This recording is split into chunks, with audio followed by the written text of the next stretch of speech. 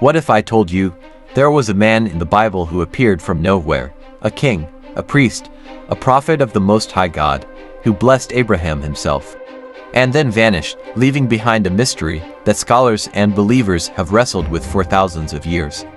This is the story of Melchizedek. In Genesis 14, Abraham had just returned victorious after rescuing his nephew Lot from invading kings. Exhausted, but triumphant, Abraham is suddenly met by a mysterious figure. His name Melchizedek. He is introduced as the king of Salem, which many believe was the ancient city that would later become Jerusalem. But he is also described as a priest of God. Most a shocking detail, because Israel's priesthood would not even exist until centuries later. Melchizedek brings out bread and wine, blesses Abraham in the name of El Elyon, God Most High, and in response, Abraham bows and gives him a tithe, a tenth of everything he had won. It is the first time in Scripture that tithing is mentioned, yet not to a Hebrew priest, but to this mysterious king-priest. The name Melchizedek itself is a puzzle.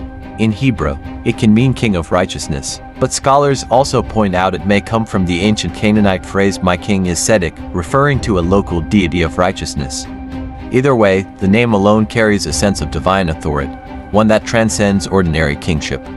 What makes this moment so striking is that Abraham, the father of faith, chosen by God, submits to the blessing of a non-Israelite priest-king. Why would the patriarch of Israel honor an outsider? For some scholars, this suggests that Jerusalem was already recognized as a sacred place long before David or Solomon.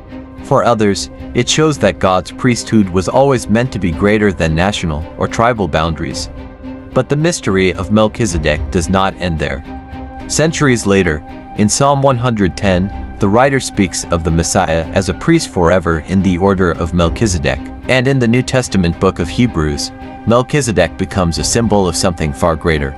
Unlike the Levitical priests, who traced their authority through ancestry and lineage, Melchizedek's priesthood has no genealogy, no father, no mother, no record of beginning or end.